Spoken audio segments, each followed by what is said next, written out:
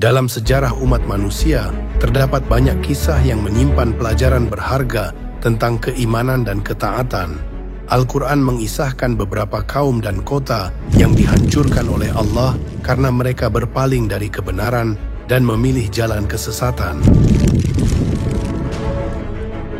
Setiap peristiwa besar dalam Al-Quran menyimpan hikmah yang mendalam. Kisah tentang kota-kota yang dibinasakan Allah menjadi peringatan nyata bagi mereka yang enggan menerima kebenaran dan hidup dalam kemaksiatan. Mari kita ungkap 5 kota terkutuk ini yang nasibnya telah dibinasakan oleh Allah akibat pembangkangan yang dilakukan karena meremehkan ajaran yang disampaikan oleh Rasul-Nya. 1. Kaum Ad yang berada di kota Iram.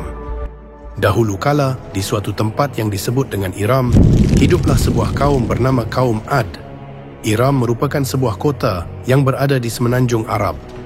Kota Iram ini tidak seperti kota-kota biasa yang kita bayangkan.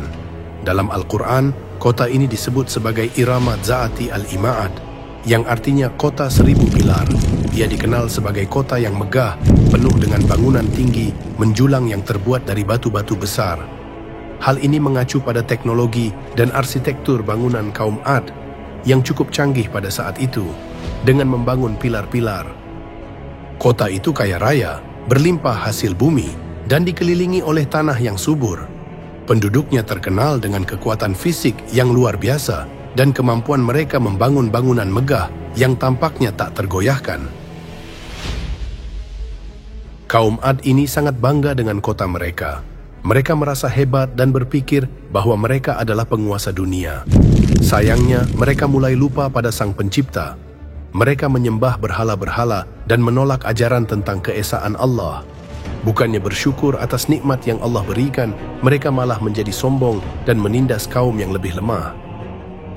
Fakta itu didukung oleh Quran Surah Fussilat, ayat ke-15. Adapun kaum Ad, mereka menyombongkan diri di bumi tanpa alasan yang benar. Mereka berkata, "Siapakah yang lebih hebat kekuatannya daripada kami?" Tidakkah mereka memperhatikan bahwa sesungguhnya Allah yang menciptakan mereka itu lebih hebat kekuatannya daripada mereka? Mereka telah mengingkari tanda-tanda kebesaran kami. Lalu Allah memberikan kesempatan terakhir. Allah menahan hujan di tanah mereka selama bertahun-tahun. Bumi yang tadinya subur berubah menjadi kering dan tandus. Air mulai langka dan kehidupan mereka mulai terancam. Tapi alih-alih bertaubat, mereka malah semakin menantang Nabi Hud. Akhirnya tibalah waktunya Allah menurunkan azab yang telah mereka minta sendiri. Di suatu hari yang sangat panas, datanglah awan hitam besar di langit. Kaum Ad merasa senang karena mereka mengira awan itu akan membawa hujan yang sudah lama dinantikan. Tapi ternyata bukan hujan yang datang. Dari balik awan itu turunlah angin topan yang dahsyat. Angin itu berhembus sangat kencang, membawa pasir dan batu, memporak-porandakan seluruh kota.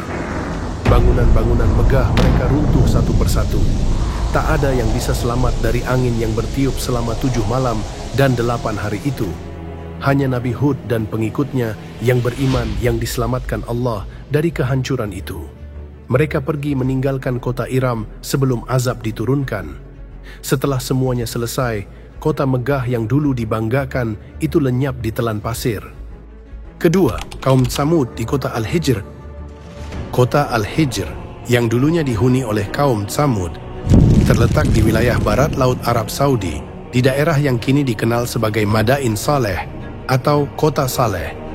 Letaknya sekitar 320 km sebelah utara kota Madinah dan berada di dekat wilayah Al-Ula, sebuah daerah penting dalam sejarah dan peradaban Arab kuno. Al-Hijr terkenal dengan formasi gunung batu yang sangat besar dan unik. Kaum Tsamud dikenal karena keahlian mereka dalam memahat rumah dan istana langsung di dinding-dinding gunung batu tersebut. Selain itu, Al-Hijr dulunya merupakan kota yang berada di jalur perdagangan penting antara Yaman dan Syam, Suriah. Kota ini menjadi pusat perdagangan dan kehidupan mewah bagi kaum Tsamud sebelum mereka dibinasakan. Mereka dikenal sebagai bangsa yang kaya raya dan sangat ahli dalam memahat gunung menjadi rumah-rumah megah. Mereka juga memiliki tanah yang subur dan hasil bumi yang melimpah. Namun sayangnya, mereka menyembah berhala dan hidup dalam kesombongan. Melihat perilaku mereka yang semakin jauh dari kebenaran, Allah mengutus Nabi Saleh alaihi salam sebagai Nabi dan Rasul untuk mengingatkan mereka. Nabi Saleh dengan sabar mengajak kaumnya agar meninggalkan penyembahan berhala dan hanya menyembah Allah. Awalnya, kaum Tsamud menolak mentah-mentah. Mereka menantang Nabi Saleh dengan angkuh, "Jika engkau benar-benar Nabi, tunjukkan bukti. Tunjukkan mukjizat yang luar biasa." Nabi Saleh berdoa kepada Allah dan dengan kuasanya, terjadilah sesuatu yang luar biasa. Dari sebuah batu besar, muncullah seekor unta betina raksasa sebagai mukjizat. Unta ini bukan unta biasa, ia sangat istimewa dan menjadi tanda kebesaran Allah. Nabi Saleh memperingatkan, biarkan unta ini hidup bebas dan jangan sakiti dia. Ini adalah ujian bagi kalian. Namun, meski sudah melihat mukjizat, kaum Tsamud tetap keras kepala. Beberapa orang jahat dari mereka merencanakan hal keji. Mereka memutuskan untuk membunuh unta tersebut. Dalam keheningan malam, mereka membunuh unta itu dengan kejam dan penuh kesombongan. Setelah itu, Nabi Saleh memperingatkan mereka sekali lagi, "Kalian hanya punya waktu 3 hari untuk bertobat. Jika tidak, azab Allah akan menimpa kalian." Alih-alih bertobat, kaum Tsamud malah semakin menantang. Mereka bahkan berniat membunuh Nabi Saleh. Namun, sebelum mereka bisa melaksanakan rencana jahatnya, azab Allah datang dengan sangat dahsyat. Di hari ketiga, langit mendadak gelap. Bumi mulai bergetar hebat dan suara gemuruh keras mengguncang wilayah mereka. Gempa bumi besar dan petir menyambar kaum Tsamud hingga seluruh kota mereka hancur lebur. Tak ada satupun dari mereka yang selamat, kecuali Nabi Saleh dan para pengikutnya yang beriman. 3. Kaum Nabi Lut di kota Sodom Gomora. Nabi Lut alaihi salam lahir dan diasuh oleh pamannya yang juga Nabi utusan Allah subhanahu wa ta'ala, yaitu Nabi Ibrahim alaihi salam. Oleh sebab itu, Nabi Lut begitu hormat dan percaya dengan semua petuah Nabi Ibrahim. Karena begitu dekat, Nabi Lut dan Nabi Ibrahim sering mengembara jauh, melintasi daratan dan lautan. Misi mereka adalah menyebarkan ajaran agama Islam pada umat manusia. Saat mereka tiba di Palestina, Nabi Lut menerima wahyu dari Allah. Dia dipilih sebagai nabi dan diutus untuk mendakwahi kaum Sodom. Usai diangkat menjadi nabi, Nabi Lut diperintahkan oleh Allah untuk menetap di kota Sodom yang terletak di perbatasan Yordania dan Palestina. Di wilayah kota Sodom terdapat gunung-gunung berapi yang sudah tidak aktif lagi. Sekitar ratusan bahkan ribuan tahun, gunung-gunung itu tidak pernah melakukan aktivitasnya. Mungkin gunung tersebut sudah dipersiapkan oleh Allah untuk kaum-kaum yang melampaui batas. Nabi Lut bertugas untuk membawa orang-orang Sodom untuk bertaubat, kembali menyembah Allah subhanahu wa ta'ala dan menjauhi segala larangannya. Namun, tugas itu tak mudah lantaran kota Sodom dikenal sebagai kota maksiat, penuh korupsi, dan angka kriminalitasnya juga tinggi. Dan lebih parahnya lagi, kaum Sodom melakukan perbuatan yang sangat keji, yaitu perbuatan homoseksual dan lesbi.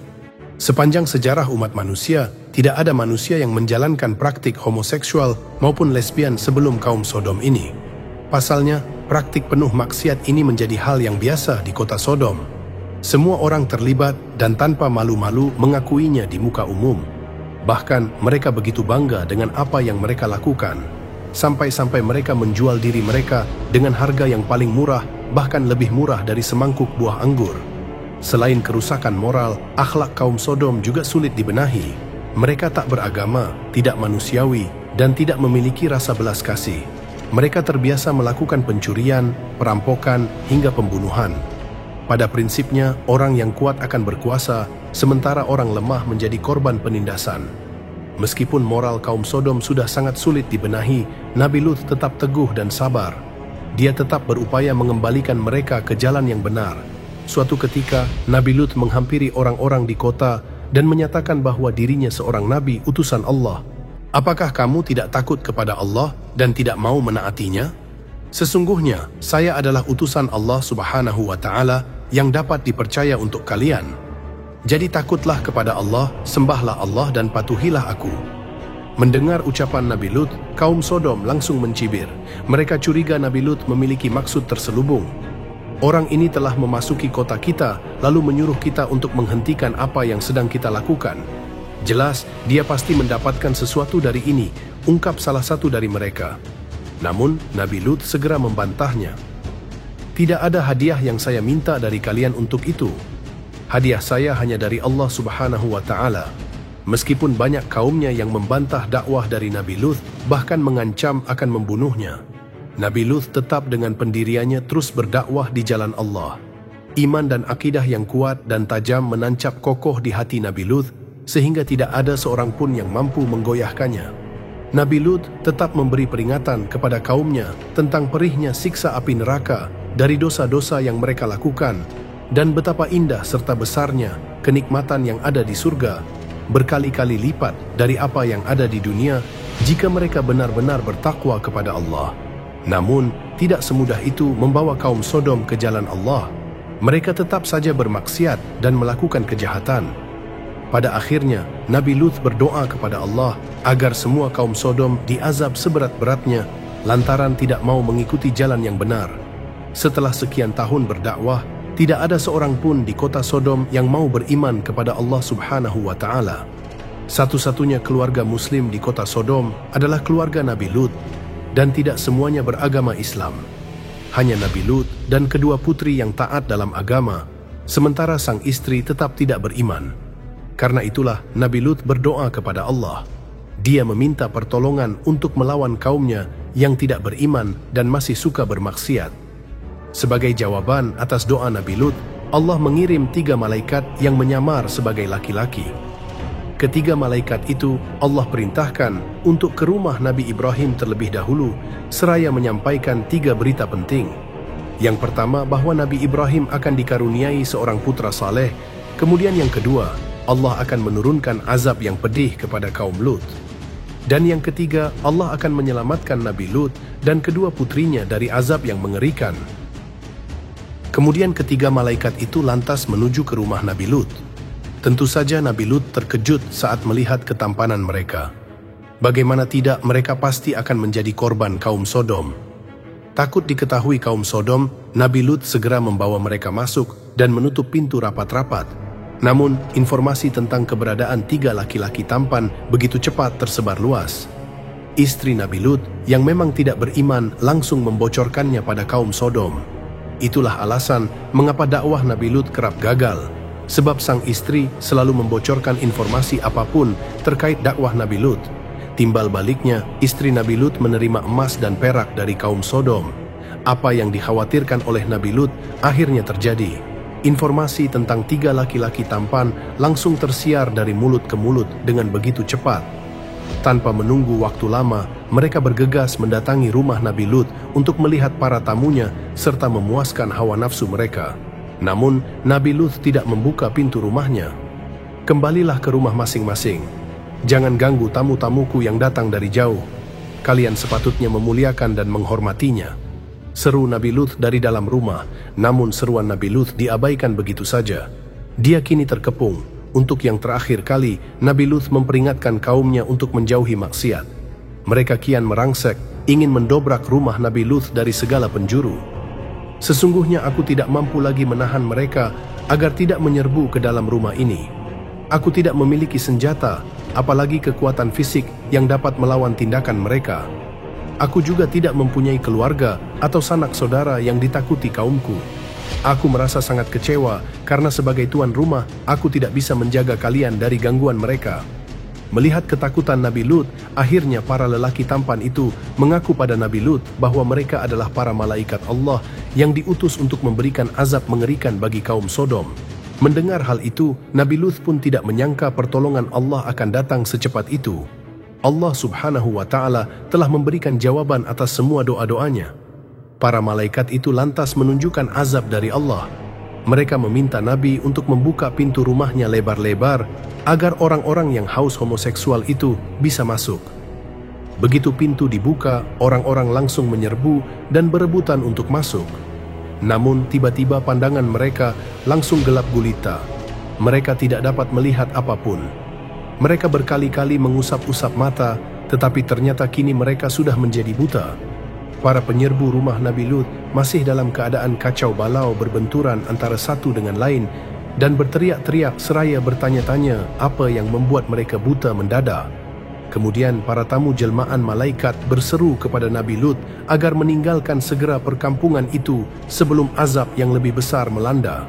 Nabi Lut diminta pergi secepat mungkin bersama keluarganya karena waktunya tak lama lagi. Azab itu telah tampak dan akan segera ditimpakan oleh Allah. Para malaikat itu berpesan kepada Nabi Lut dan keluarganya agar melakukan perjalanan keluar kota tanpa menoleh ke belakang sekalipun. Lewat tengah malam, Nabi Lut keluar dari rumahnya bersama istri dan 2 putrinya. Mereka berjalan cepat menuju keluar kota. Sesuai petunjuk para malaikat, mereka tidak menoleh ke belakang, ke kanan maupun ke kiri. Namun demikian, istri Nabi Lut tetap saja bebal. Musuh dalam selimut Nabi Lut itu berjalan paling belakang. Langkahnya tidak secepat suami dan kedua anaknya.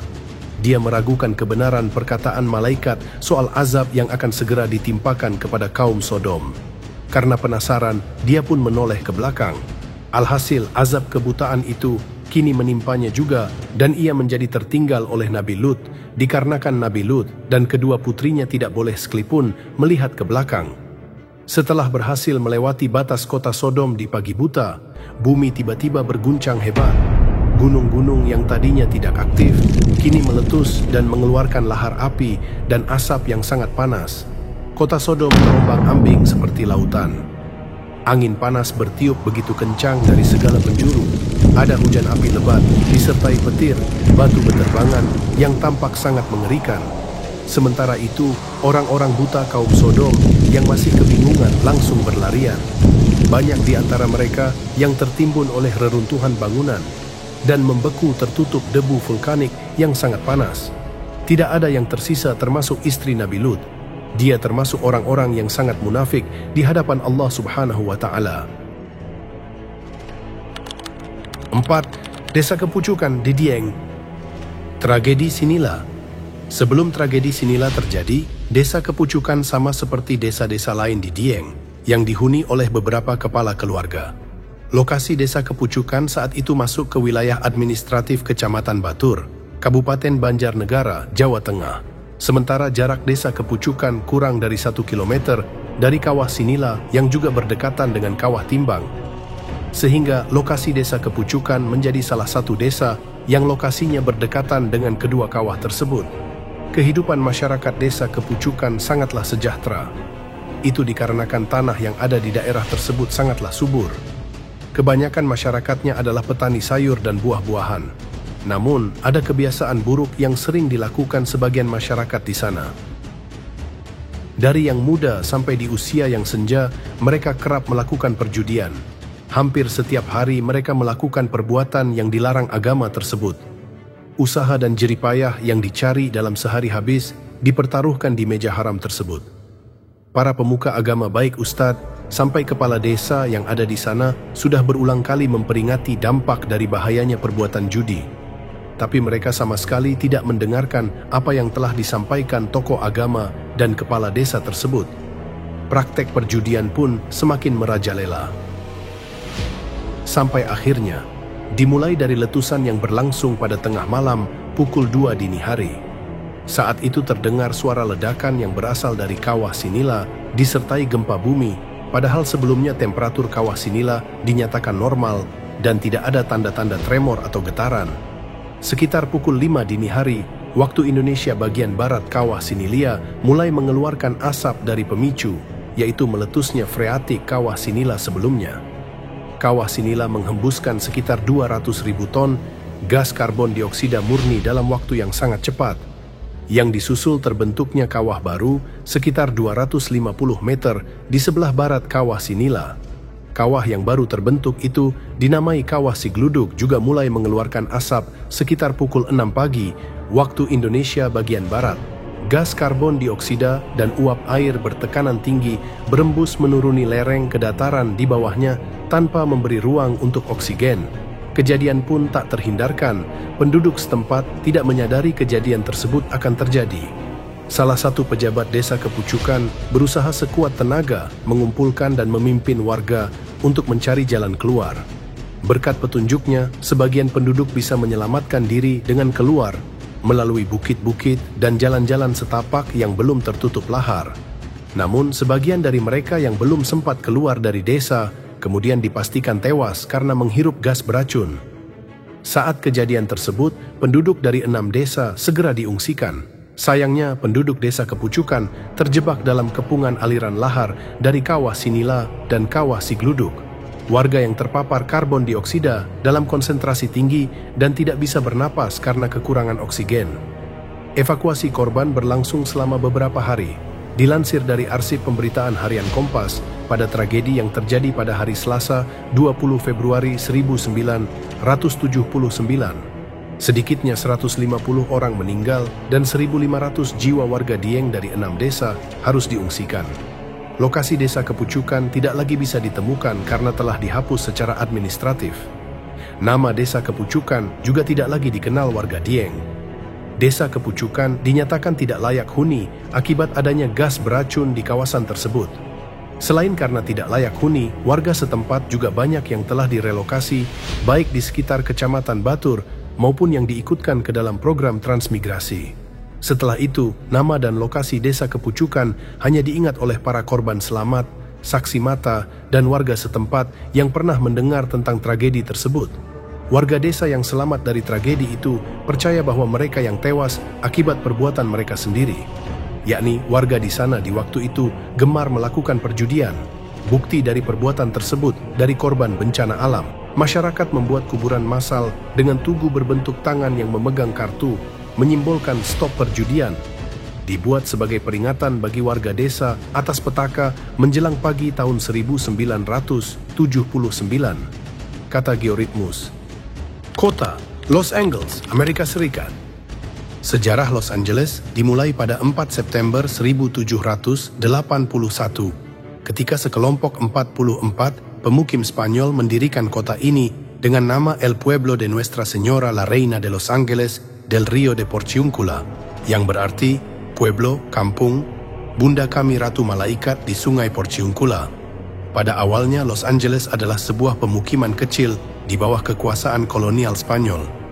Setelah Spanyol menyerahkan wilayah ini kepada Meksiko pada tahun 1821, Los Angeles menjadi bagian dari Meksiko hingga akhirnya bergabung dengan Amerika Serikat pada 1848 setelah Perang Meksiko-Amerika. Pada abad ke-19, Los Angeles adalah kota yang relatif kecil dan terpencil.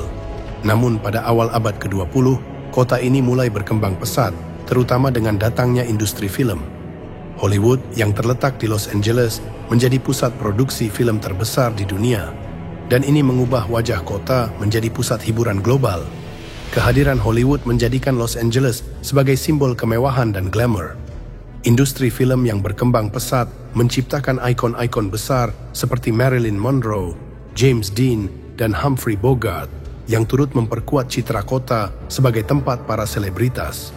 Hal ini semakin mengukuhkan posisi Los Angeles sebagai simbol kesombongan Amerika Serikat, karena kota ini seringkali dikaitkan dengan kekayaan, kecantikan, dan kehidupan mewah yang berlebihan.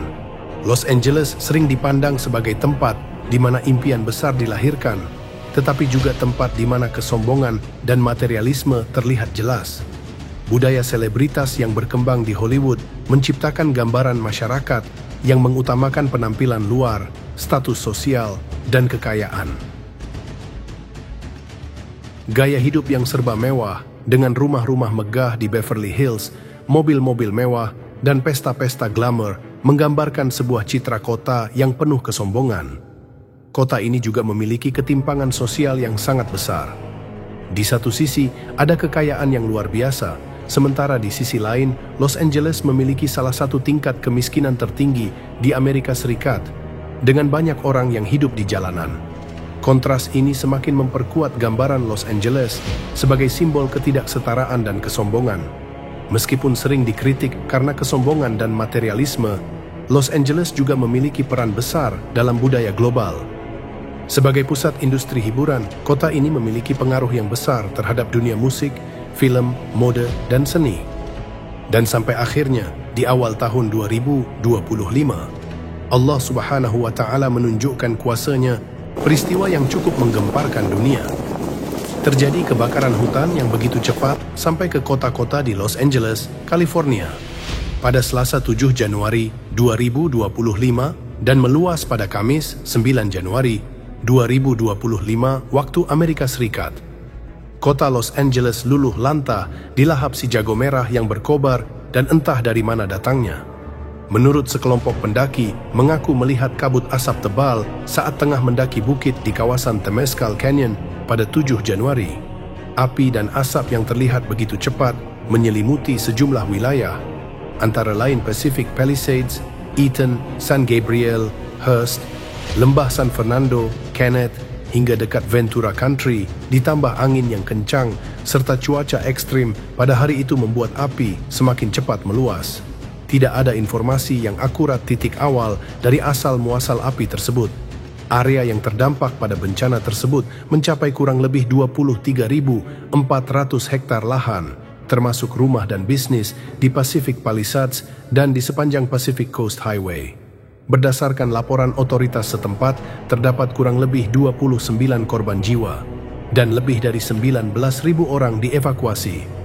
Selain menyebabkan korban jiwa, peristiwa tersebut juga mengakibatkan kerugian secara perekonomian dan kerugian bangunan sekitar 150 miliar dolar atau 2,459 triliun. Kebakaran hutan yang terjadi di Los Angeles merupakan masalah yang terus-menerus mengancam wilayah tersebut, terutama di musim panas dan musim gugur. Beberapa petugas pemadam kebakaran dikerahkan di area kebakaran. Terlihat dari sisi darat maupun melalui jalur udara, semua telah diupayakan untuk memadamkan api yang berkobar. Namun hasil yang diperoleh tidak menunjukkan adanya penyelesaian. Begitulah jika Allah sudah berkehendak. Manusia tidak bisa berbuat lebih dengan menggunakan kesombongan yang mereka punya. Lahan yang cukup luas disertai dengan jenis iklim kering dan angin kencang mengakibatkan wilayah Los Angeles rentan terhadap kebakaran, terutama di musim panas. Peristiwa kebakaran hutan yang terjadi di Los Angeles tidak hanya disebabkan oleh faktor alam, tetapi juga dipengaruhi oleh adanya aktivitas manusia. 2 hari sebelum terjadi peristiwa kebakaran itu, di acara Golden Globes 2025, artis dan komedian Nikki Glaser tampak membuat lelucon soal Tuhan di acara itu pada saat ia membacakan tentang polling Globes Leaders. Di polling itu, peringkat pertama ditempati oleh cast and crew, diikuti oleh Mom, sementara Tuhan berada di posisi terbawah, ucap Nikki Glaser. Tuhan, pencipta alam semesta, zero mention. Tidak heran kalau Tuhan ada di urutan paling bawah, sambung komedian itu. Kemudian perilaku menyimpang, seiring hilangnya empati. Berlalu begitu panjang hingga keluar dari mulut presiden mereka, Donald Trump, bermimpi menjadikan Gaza sebagai neraka. Bukannya Gaza yang menjadi neraka, kota California yang berubah menjadi lautan api yang sulit dipadamkan. Apa yang terjadi di LA, California bisa menjadi pelajaran penting bahwa kemaksiatan yang terbuka dan terang-terangan tanpa takut akan mendatangkan bencana yang amat dahsyat. Bisa jadi dengan bencana itu akan menarik hati sebagian mereka untuk menggunakan hati nuraninya. Mereka bisa meninggalkan hidup glamor, meninggalkan perilaku menyimpang seperti narkoba, minuman keras, kumpul kebo, dan hubungan sesama jenis serta gonta-ganti pasangan. Allah sebagai penguasa langit dan bumi ingin mengajak mereka dan manusia yang menyaksikan untuk sadar bahwa Allah masih memberi tangguh untuk berbuat baik dan berada di jalan yang benar.